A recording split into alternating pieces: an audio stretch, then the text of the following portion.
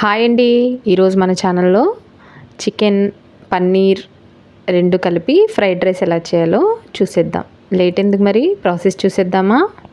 ఇప్పుడు boneless chicken తీసుకోవాలి. అందులోకి 1 స్పూన్ వరకు అల్లం వెల్లుల్లి పేస్ట్, కొద్దిగా పసుపు, 1 స్పూన్ కారం, రుచికి సరిపడా ఉప్పు, కొద్దిగా ధనియా జీరా పౌడర్, అలానే గరం మసాలా కొద్దిగా, 2 spoons cornflour, food colour optional, ఇష్టం ఉంటే వేసుకోవచ్చు లేదంటే స్కిప్ చేయొచ్చు. కొద్దిగా ఆయిల్ వేసి మంచిగా మ్యారినేట్ చేసుకోవాలి. తర్వాత పన్నీర్ని ఇలా క్యూబ్స్ లాగా కట్ చేసుకోండి. కట్ చేసుకున్న పన్నీర్ పీసెస్ని కూడా సైడ్లో పెట్టుకోండి. ఇప్పుడు ఒక బౌల్ తీసుకోండి. అందులోకి 1 స్పూన్ కారం, 1/2 స్పూన్ వరకు పసుపు, టేస్ట్కి సరిపడా ఉప్పు, అలానే 1 స్పూన్ వరకు కార్న్ఫ్లోర్ వేసి, 1 స్పూన్ పెరుగు కూడా వేసి, 1/2 స్పూన్ వరకు ఆయిల్ వేసి, లైట్గా వాటర్ పోసి దీన్ని ఇలా స్మూత్ పేస్ట్లా అయితే రెడీ చేసుకోవాలి. తర్వాత కట్ చేసుకున్న పన్నీర్ని ఇందులో వేసి బాగా మిక్స్ చేసుకోవాలి.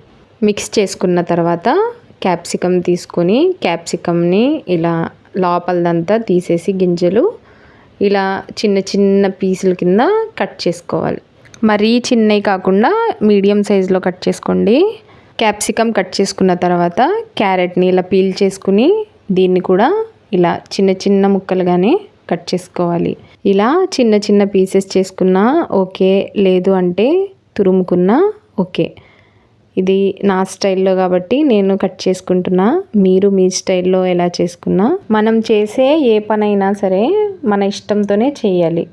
ఇష్టంతో చేసే పని శక్తిని పెంచుతుంది, కష్టంతో చేసే పని శక్తిని తగ్గిస్తుంది. కాబట్టి మనం చేసే ఏ పనైనా సరే కష్టంతో కాకుండా ఇష్టంతో చేయడానికి ప్రయత్నించండి. క్యారెట్ క్యాప్సికమ్ కట్ చేసుకున్న తర్వాత ఇప్పుడు ఒక ప్యాన్లో ఆయిల్ వేసి హీట్ అయిన తర్వాత పన్నీర్ ముందు మ్యారినేట్ చేసి పెట్టుకున్నాం కదా, అది వేసి ఫ్రై చేసుకోవాలి. అదే ఆయిల్లో చికెన్ మ్యారినేట్ చేసి పెట్టుకున్నాం కదా, ఆ చికెన్ని కూడా వేసి మంచిగా గోల్డెన్ బ్రౌన్ వచ్చే వరకు ఫ్రై చేసుకోండి.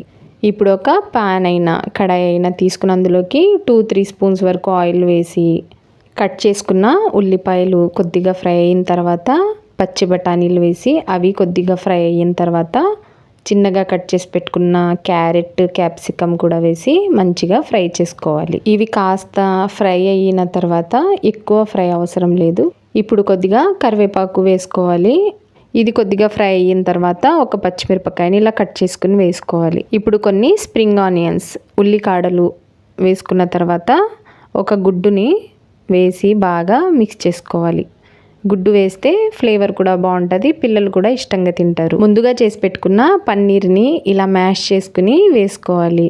పన్నీర్ టేస్ట్ కూడా తెలియాలి కదా, అందుకని ఇలా మ్యాష్ చేసేసుకోవటం వల్ల తినే ప్రతి బైట్లోనూ పన్నీర్ టేస్ట్ అనేది తెలుస్తుంది అనమాట. ఇప్పుడు చికెన్ ఫ్రైని కూడా యాడ్ చేసుకుని ఫ్రైడ్ రైస్లో కొన్ని సాసెస్ అయితే యాడ్ చేసుకోవాలి. 1 spoon soya sauce, 1 spoon Schezwan sauce, లేకపోతే సేమ్ ప్లేస్లో చిల్లీ సాస్ అయినా వేసుకోవచ్చు.